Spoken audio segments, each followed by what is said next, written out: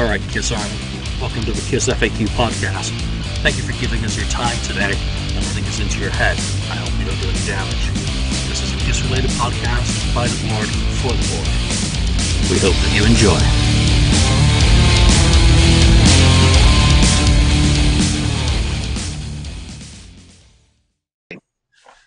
Welcome to episode 172 of the KissFAQ Vault Podcast. Oh, I'm sorry, that's the KissFAQ Podcast, but we seem to be doing so many episodes about the Gene Simmons Vault these days that we might as well just call ourselves the Vault Cast and be done with it.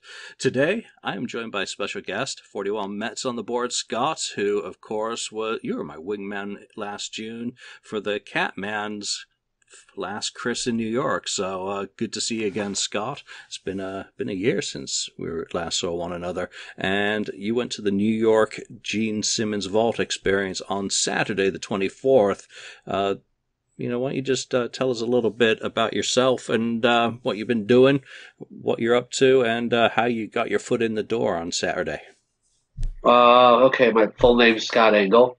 You guys know me from the board and from the site for the written contributions that I've made, and including you can follow me on Twitter at Scott E Roto X, and there are a lot of Twitter followers there that are Kiss fans. I'm a sports and fantasy sports writer and host and editor for RotoExperts.com and the Fantasy Sports Radio Network. And thanks to the people at Mills Communications, I promised to push this out to everybody that I could, and I have a lot of followers that are Kiss fans, and also the incredible sized audience that you've built at KissFAQ, that we can communicate to people just how special of an experience it was for the true diehard Kiss fan to experience this. And with Peter Criss dropping in at this vault, I'm highly recommending that if any diehard fan is on the fence about taking the $2,000 and having this experience, I think it's once in a lifetime. You have to do it, especially with Nashville coming up with Vinnie Vincent. So after seeing this, I want to communicate to the rest of the Kiss fan community that this is something that is well worth the experience. Our own Adrian, who was known as Love Guns on the site, was there as well with his wife Claudia. I was very pleased to meet them, and I can tell you firsthand as we go along here and we listen to some audio that they were exemplary of the fantastic time. Look, you pay for this experience, but Julian, you get the intimacy. You get, as a diehard fan, something you always dreamed of, not just 5 minutes with Gene Simmons, but also just a very intimate experience where he's speaking to you and it's a give and take, and he's just got his guitar and with his guy Keith Valcour moderating the whole thing in a fantastic professional way. It's just a very unique experience. It's almost like VH1 Storytellers, but you get to meet Gene and be part of it.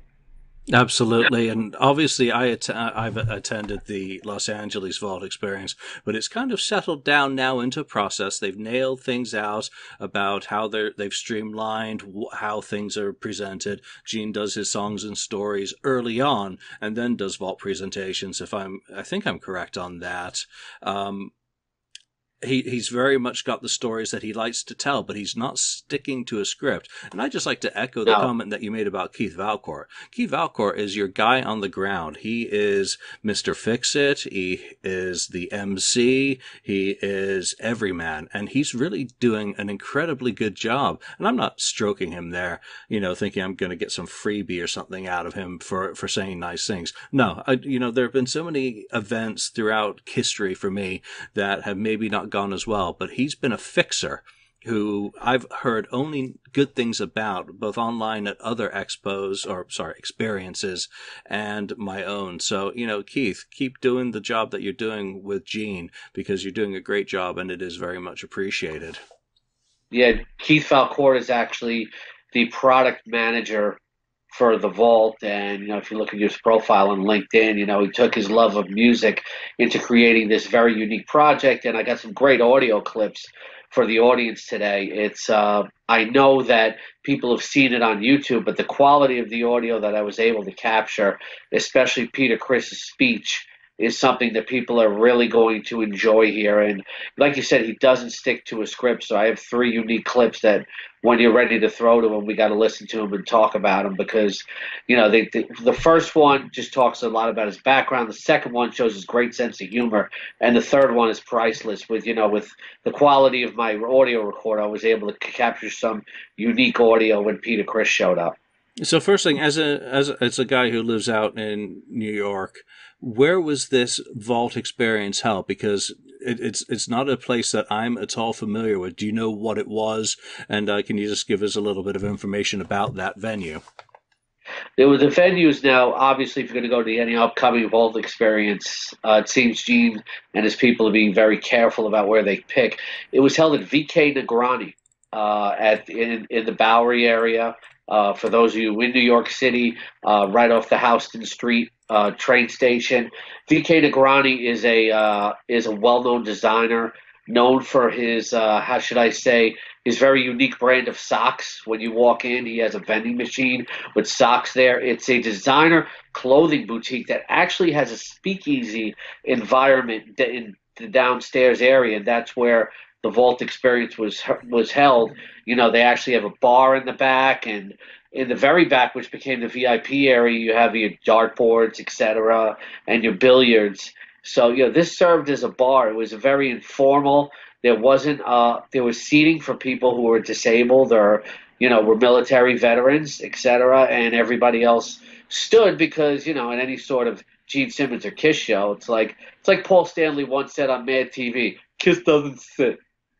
That's right. Get up off your seats if you're able, and if you're not, then your fist is pumped. How packed was that event? It looked absolutely tiny from the few videos that I've seen online. Was it that small, or did it just appear that way on YouTube Vision? I think there were so many people there that it made it appear small. They got everybody in that they could, and they did a nice job of getting all the people in there.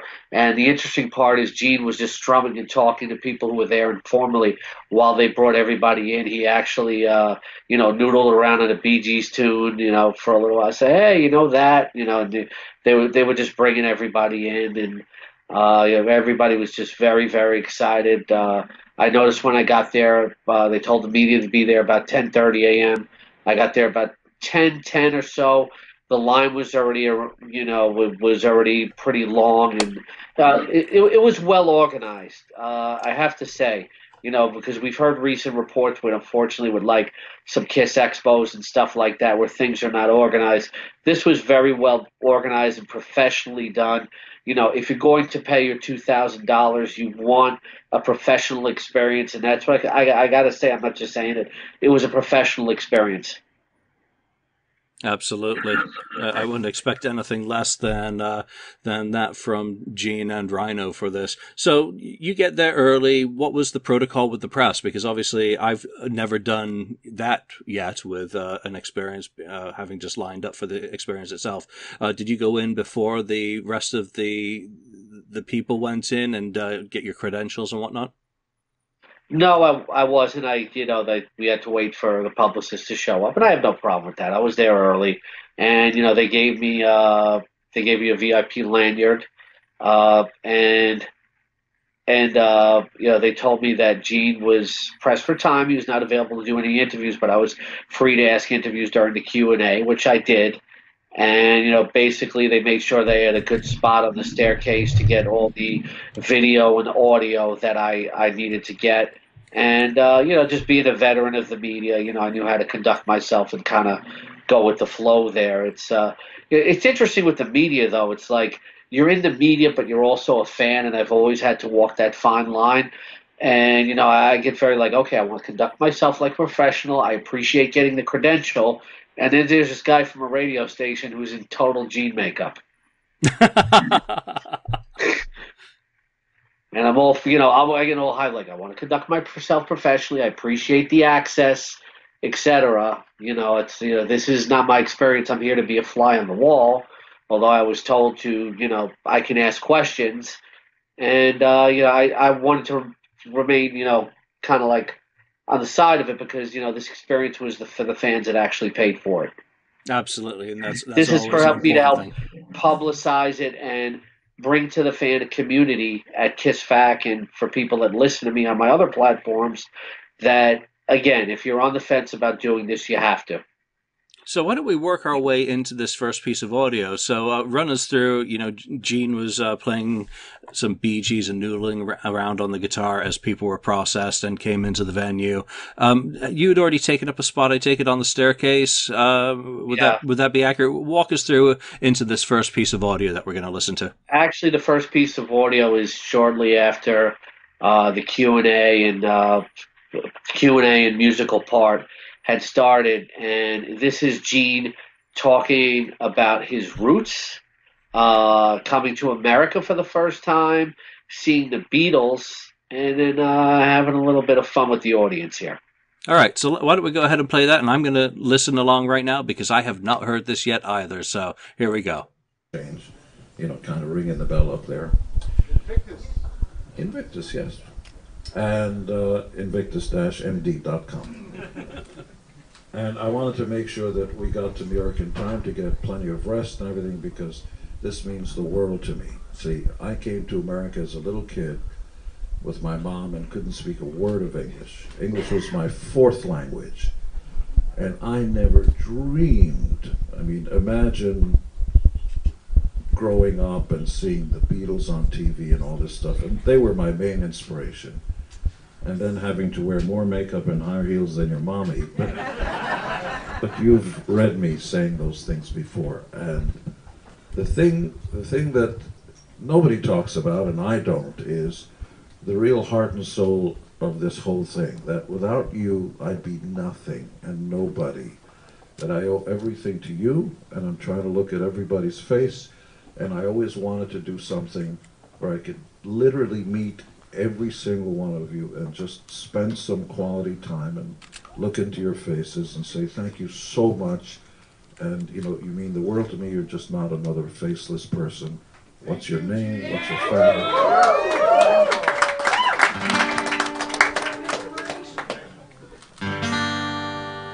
You'll never know how much that's the right chord. You'll never know how much I really care. Okay. So let's start with the Beatles, because obviously that's where it starts for you, and that's where it starts for the Vault. The very first song you ever wrote was inspired by the Beatles, and tell them a little bit how that came to be. It was 1966, and in those days, actually earlier, 64, I was watching a TV show called The Ed Sullivan Show. And the Beatles came on, and I was still speaking with an accent. I talk like this, hello, like that. Oh, it was worse than that. What time it is, like that. And there was a sign on my back, anybody who wants to beat me up, just take a shot. Yeah. But it didn't work out so well. I was always kind of big, so I didn't get picked on. And I never picked on anybody else. And 64, I saw the Beatles. By 1966, I learned how to play a few chords.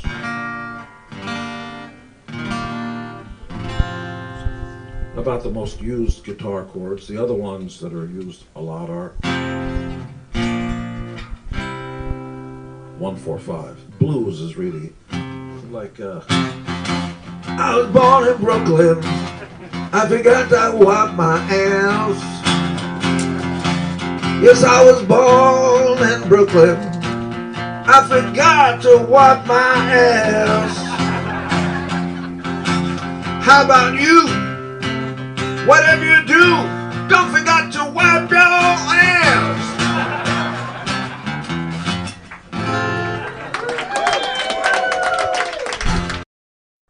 All right, so that's a great bit of audio. That sounds fantastic, by the way. You obviously had a good position, especially the guitar. And it sounds like it's in tune this time, so I think they've worked out that bug of not having someone meander along and retune it to their own liking. So tell us a little bit about the Q&A and the song stories, because it's developed from what the first one was, and he likes talking about his coming to America is such a critically important part of Gene Simmons' American dream. He's a person who, like me, came to this country with nothing, and has attained a level of success that's absolutely stunning. He's become an American icon, having originated in Israel, which is just absolutely amazing. One thing that strikes me every time I hear him talk in these songs and stories, he is so genuine to the fans. He's not bullshitting you. His voice says it all. He actually sounds like he's getting over a cold there. So, what was it like from the fly on the wall perspective, watching him go through his song stories there? Yeah, you really feel it, if you know Gene's history. And, I felt that I was personally there as a member of the media because of Gene and Kiss, because they gave me the inspiration to follow my career path that I wanted to be, which was to, be a professional journalist. And, that's the reason I was there. So when he even though I was a fly on the wall, when he says, I couldn't do this without you, I felt like I couldn't do what I did without Gene and Kiss inspiring me when I'm growing up. And even though I was not one of the paid people there, I felt that feeling that he wanted to personally connect with everybody in the room. And I think you heard that from that speech there.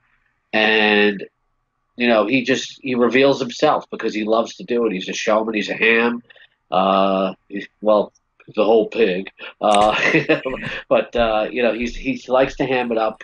As you'll hear in the next clip when we get to it, though, it's like his sense of humor. It's just like, it's almost like part like comedy show, because Gene was totally cracking the audience up a lot. And this is really for the diehards, because people were, they knew what he was talking about. They were very in tune. He knew that he was talking to diehard fans, the type of people that are on the KissFAQ site, bulletin boards constantly. He knows his audience. And there's a lot of people who feel that Kiss has lost the connection with the diehards. When you see Gene doing these kind of things, you know that he has it. It kind of harkens back to the 1995 conventions when they were doing intimate events for the fans. Like he knows that the core fans, he's giving them something back for the amount of money that they pay. If you're going to pay for this, it's worth it. It really depends on the individual. But again, I've said it 3 times, and I want to say I'm repetitive. On the fence, I'm convinced by being there that if I heard this report from somebody like me, I would say, okay, this is something that I have to do, because it's just such an intimate experience in terms of the way that he speaks to you, and the way that when they gave out the vaults 5 minutes with everybody, and Julian, because he gave you a vault in Los Angeles, that he spends that quality time, and he's not just doing it. It's like Kiss always used to say, when Paul used to say in the 70s, you have to give your all every night on stage, because people may be seeing you for the first time, and it's not fair if you're tired from the night before. I think Gene realizes that every time that he speaks to somebody in the audience or he meets them, that is unique to them. And I think in this sort of venue, in this sort of surrounding, he realizes that. He's also shockingly humble in these songs and story session. He is not the usual braggadocious Gene Simmons. He not. He had his Siri recorder with him before, and he said he addressed it. And the Siri said, "Yes, my lord and master." Well, yeah, he is Gene Simmons after all. So, but he is still very humble at times during these presentations. That at one point he said, "I own the air that you breathe." Yeah. Gene is Gene, and I think that's what makes him so lovable at this stage of his career, is that, we almost know what he's going to say at times, but his delivery and the manner in which he is doing these presentations is injecting his old material with fresh life to a certain extent. So, Yes, I enjoy it. I've watched all the video of these songs and stories, even though they're very similar, and I was obviously at one myself, just because I want to see, if the audience was this audience vocal. Were they shouting out questions, or were they quietly kind of letting him talk? You'll hear it in the next clip. The audience gets very involved. Like, two of the things you're saying are leading into the next clip. A, the stories behind the songs, and B, the audience getting involved. People were yelling out stuff, and nobody was told, quiet down or anything like that. Gene did that at one point. You'll hear in the next clip. But he was joking with the guy. When we came down, and he was just noodling around, and he was playing some obscure old Kiss material. Some guy said, I know that, and I know that. And then at one point, Gene said, you didn't know that, did you wise guy? Yeah. Let's get into this second clip, Scott. Why don't you tell us a little bit about what Gene's going to be saying and why? This shows a sense of humor. He talks about the songs behind the stories here. And he talks about Paul Stanley particularly, and writing Christine 16, etc. And then you hear a give and take with the member in the audience. This is maybe like the funniest clip of the day, where he talks about himself and Paul Stanley, he said right before, this is the most powerful and attractive man that I've ever known. All right. Great intro. Here we go. Tour, and we were having a discussion about the differences in our songwriting techniques, and he says, you always write those monster songs. I mean, you're almost human and stuff. Why don't you write a song called God of Thunder? I'm the God of Thunder. Oh, that's a good idea. Yeah, I like that. I'm the God and the virgin, and I'll take you, and I'll eat you up and spit you out. So he saw that I was going to write one, so he went off and wrote God of Thunder before me. And I said, you always write those chick songs. I love you and take me, and oh yeah. I wouldn't write take me. I'm gonna take you. You're not gonna take me. Get the fuck out of here. Take me. I'm Paul Stanley. And also the way we sing that chorus is take me. Is that any way for a grown man to? Yeah. It goes. Take me! Take me! Fuck, stop singing like that. Very good. Meantime, I've got to go, take me! And so, I said, you always write dumb songs like Christine 16. He goes, I like that. So yeah. So I went home and wrote that before he got a chance to. And when we first started in 1604, can't sing that anymore. I told Paul that I had an idea for a song, because the Stones had a song called Brown Sugar, about a girl from the streets and all that, and how, tan girls have sugar and all that stuff. And so I said, I'm going to do one called Black Diamond. I'm going to write that song, because it's like, get it? She's a black diamond on the street, out on the streets for a living and all that. So the prick goes home and writes it before I do. He beat me to it. Can you believe it? Hey, that's my thing. Smart prick. What happened? I said he's a smart prick. There are a few jokes there, but I'm not going to do it. So a long time ago, wrote a song called Eskimos Son that went.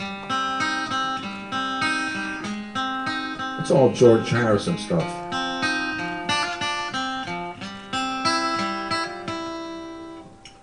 Classic lyrics. Eskimo sun, you shine at me. Mother's love, far as the eyes can see. And I didn't think it was good enough or whatever, but I liked the changes, so I rewrote it.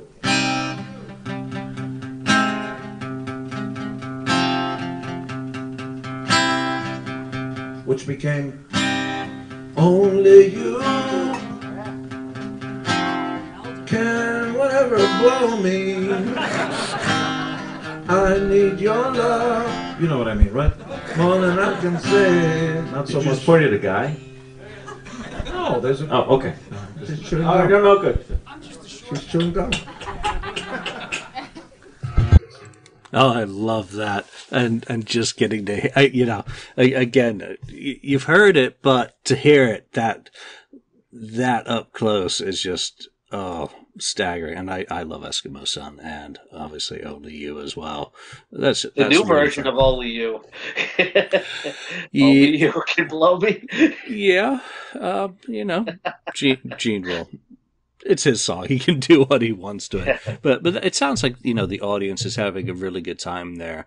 The banter back and forth between the stage and the crowd just seems, so natural, so fluid. It's like old friends getting together and there's just a guitar lying around and someone's, you know this, you know that. And I think that's what makes it so, so fun. Yeah, it does. And, you hear just the sense of humor that he does everything with, the way that he's teasing Paul, etc. And then the story behind Only You. And if you look at my YouTube page, Scotty2441, you'll see another clip, in which he, joking around about the audience and talking about some other songs and stories and things like that. And just like his back and forth humor with the audience was just incredible. And before Peter came in, Keith Valcour said, "I wanted to go upstairs and get your special guest." He goes, "I'm excited to go see who the special guest is." And he pointed to the media guy next to me. He goes, "Is it you?" I said, "No." And then he pointed at me with my bald head. And he said, "Is it you? You're Lex Luthor. You killed Superman, didn't you?" But then I said back, because I just reacted, you would understand this. I said, "No, I'm Joseph Kiss Sr. I created the vision of Kiss."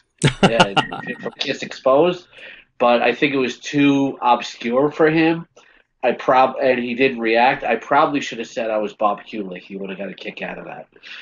Yeah, that a little bit more recent rather than 30 something years ago. So that's what makes us who we are, though. So yeah. I would just be who I am, and I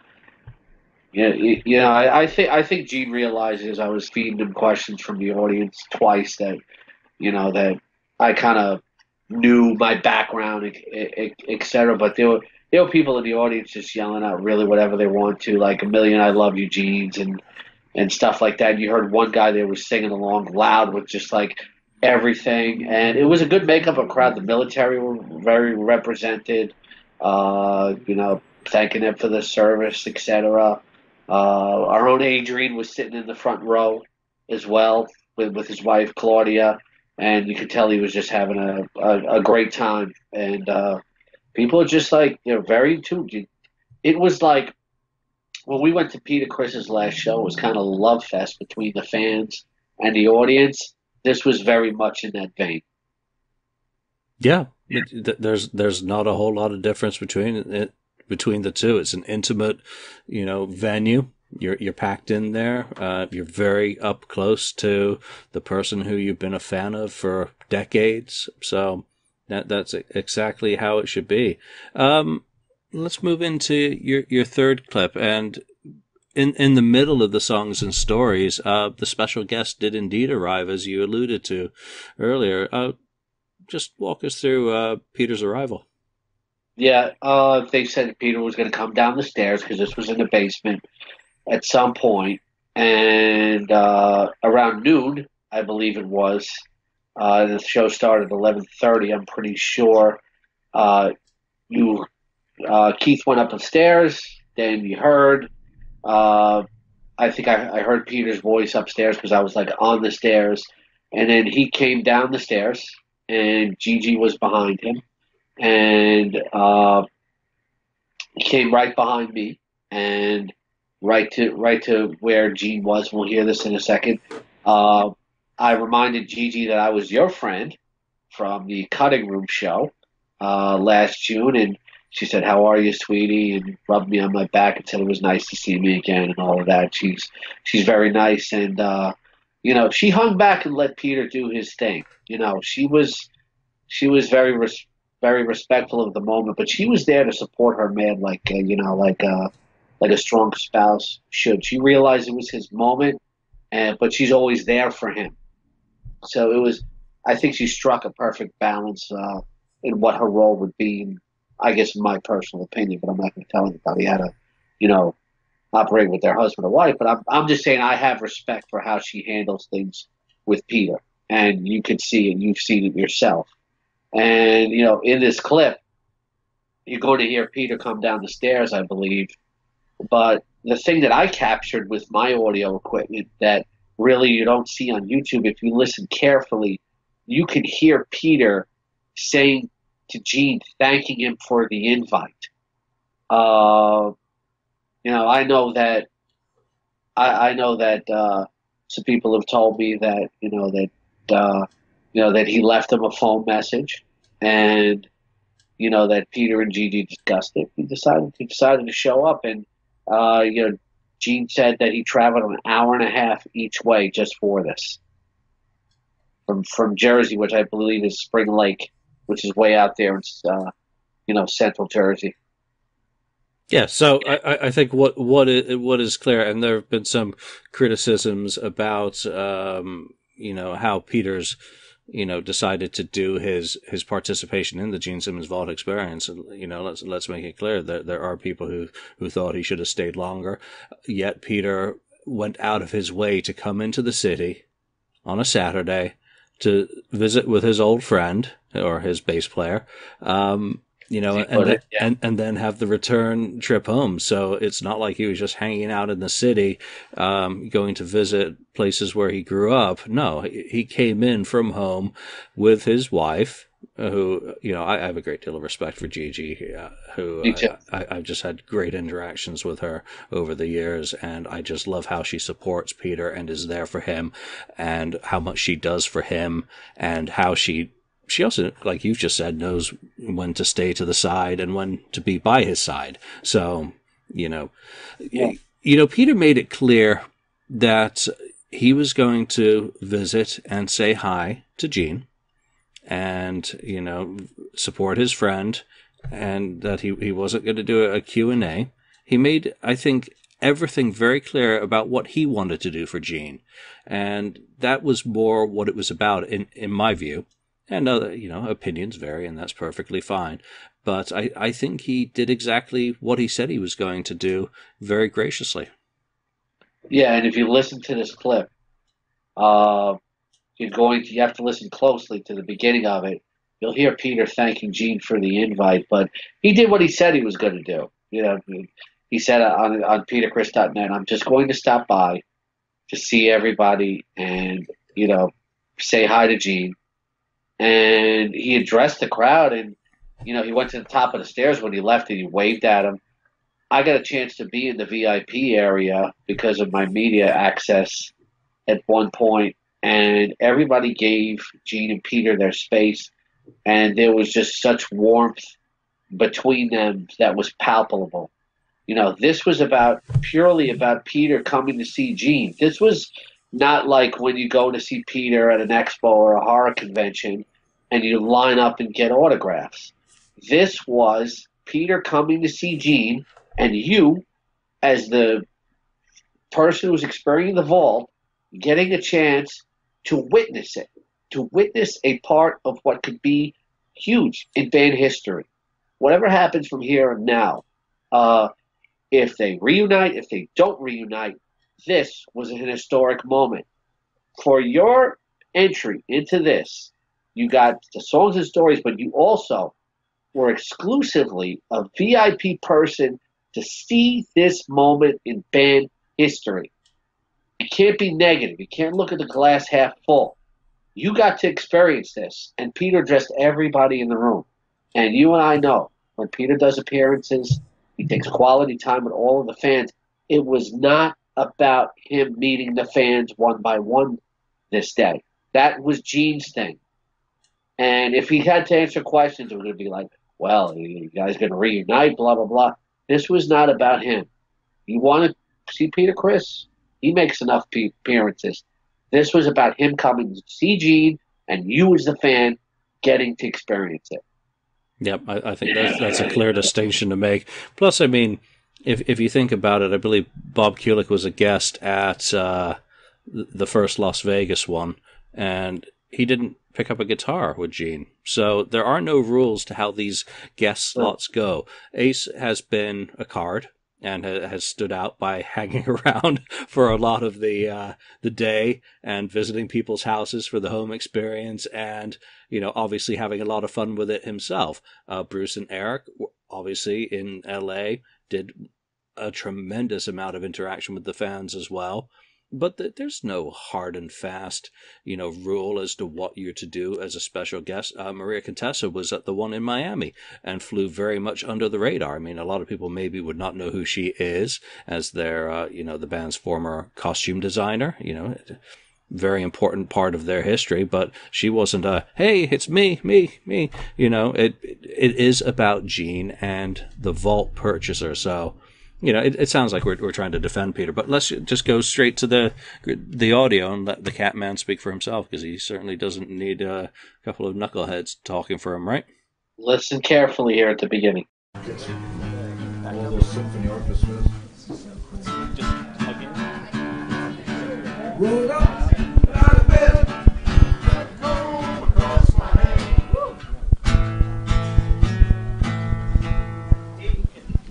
You want to do the intro, or should I? Ladies and gentlemen, the powerful and the attractive, the original, one and only, Peter Criss!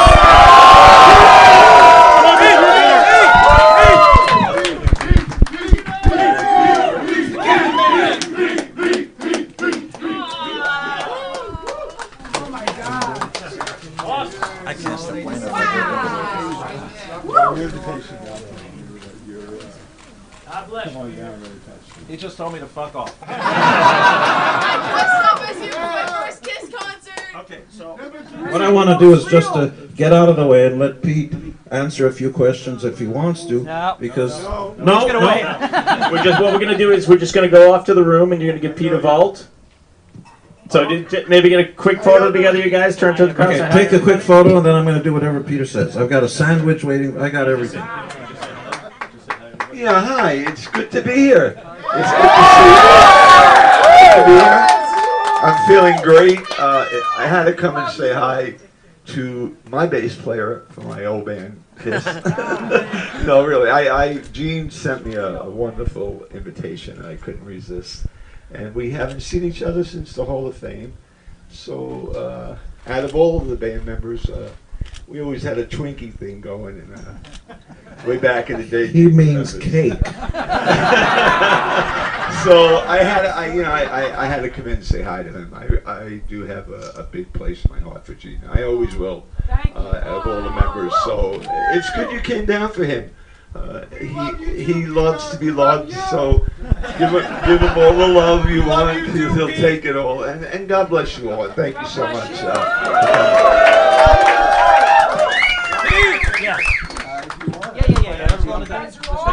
You guys can clear.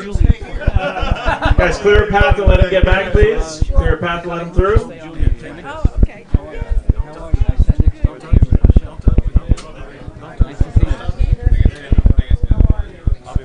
All right, great. we'll be back. Gene Court.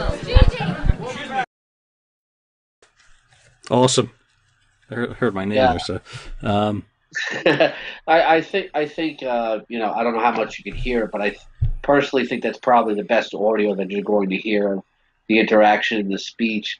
When I listened to the audio closely, I heard Peter just thanking him for the invite, the phone message, and thank him for coming down. It was genuine. To me, it appeared that, they hadn't really spoken since the phone call. I could be wrong, but it doesn't appear that maybe Peter called G back. He just, came out and showed up. Yeah, whatever it was, he was there. And, that was that was a pure Peter Criss moment in terms of his succinct speech to the crowd. I mean, he gave them the respect by, acknowledging why he was there and making it clear why he was there.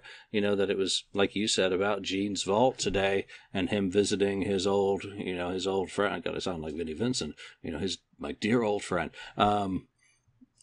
someone who is an important part of his life, regardless of whether they, talk regularly or not, which, it's irrelevant at this stage of Peter's life. At 72 years old, happily taking a slower pace and doing the things that he wants to do at the pace that he wants to do them, with the visibility in which he wants to do them.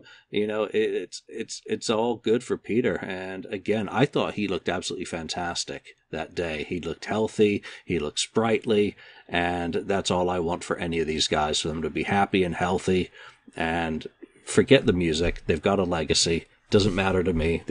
Gene's got a vault, which proves his legacy. Kiss has Kissteria, which proves Kiss's legacy. It's all in the music to me. They don't have to prove another thing to any fan. And, it could end tomorrow, and I would be a happy man with what they've given us. Yeah, and after that, him and Peter got to go to the back. They let us take some pictures, which you did post on the bulletin board, and I pushed out on social media, them hugging each other, etc. And then they led Peter out. He went to the top of the stairs, gave everybody a wave. They cheered, and it was back to like the end of the songs and stories for a short while there, and then everybody got their vaults. Spoke to Adrian before and after he got his vault with his wife. Interviewed him, but unfortunately, I think the speaker actually blew out my microphone after a while because I wasn't able to capture that audio, unfortunately. But speaking to Adrian after, and I'm thinking to myself, how does everybody get this vault home? And Adrian lives in Jersey, and Love Guns lives in Jersey, and he had to take an Uber back with this. I'm like, people can't be carrying this on the subway. I got to see the vaults, etc., and how large they were. When they opened them up, how spectacular they look, because you have one. And Adrian was saying that he was talking to him and his wife and asking him how they enjoyed the experience, and he was telling Gene what an inspiration he is because, like Adrian has come from another country, Poland, and made a nice life for himself here as well. Very much so. Again, it's the immigrant song that we seem to sing, and the New York, Jersey guys. I mean, I'm from Queens, like Gene and Paul. Yeah, so I got my connection there. Yeah, absolutely. You've got. I mean, we said it last year. When I said about seeing Peter Criss in a club in New York City is just one of those moments in history that I refuse to miss. Just like the Vault Experience in New York City, while it's no longer Gene's, home, it is still his hometown, isn't it? And always will be. Yeah. It's like, Peter still has that Brooklyn pride, even though he lives in a very upscale community in Jersey. You hear him talk about it all the time. About how he grew up in Brooklyn. I was a cat because I had 9 lives. I was in all these gangs. He's still the same Peter, so everybody in the band was Italian. We have no problems. Just a lot of fish in newspaper. So, from your fly on the wall, was everyone happy with the vault that you saw? Because obviously you didn't stay all day because you had no reason to, since you were waiting in line. They were once the Q&A was over, they were handing out vaults for hours, and people actually said, "Okay, this is the time you're getting your vault. Come back then, go eat, etc." They're also selling T-shirts for $20 if anybody wants to buy some extras. And it seemed like people were not only happy, they were just, I'm not BSing here. People were thrilled with the experience. They were absolutely thrilled. And then to walk out with a collectible like that, it's so unique. Nobody's ever done it. Credit to Keith Valcour and Gene Simmons for just creating this sort of experience. For you to look, CDs are no longer what people really get their music from. But they want to protect this and make sure it's not downloaded. People have said to me, "Oh, it's got to be on the internet somewhere," and they've done a very good job of protecting it. Because you have a vault. You sign a legal document that you can't share this anywhere. Yeah, It's one of those things. I've tried to be very careful with mine, and obviously I have played some with friends. I've not played a lot. I haven't made copies as a matter of respect, for Gene and for Rhino, and also for my fellow Vault purchasers. It really is a matter that I don't make copies of stuff anyway. Officially released material at least. Because that's just how it is, and it's not to be like the ultimate hoarder. Oh, I have this and you don't. It has nothing to do with that. It's that it is business, and it really is the experience. So, GeneSimmonsVault.com. That is where you can go if this has interested you. I'm going to punch in the nicer versions of that audio. So, obviously, we do want to thank you, Scott, for sharing that with us, and hopefully people enjoy an up-close, fly-on-the-wall perspective from the press pit at the Gene Simmons Vault Experience rather than the fan bully pulpit kind of version of Vault Review. So it was just nice to be able to have someone go with a press credential and give it a different perspective. Yeah, and so some other people I met out there, check out BackstagePass.com. They have some very good pictures. Peter Criss's site has some excellent pictures as well. From some of the other people that we're covering there. I actually put that in the thread on the board, but it's unique to see it from the media perspective and to communicate to everybody else, basically what you saw and report, is this worth it or not? And I would be honest if I felt it wasn't. It's something that if I had an extra $2,000, I'd probably go as a fan the next time. Yep, absolutely. And I know there was. But if I come into $2,000 playing fantasy NASCAR and DraftKings, I might go for the cruise first, although it's sold out. Yeah, but there will be berths available, I'm sure. I can't wait for the cruise. But the rest of this year is just getting crazier and crazier. The Indie Expo just seems to grow.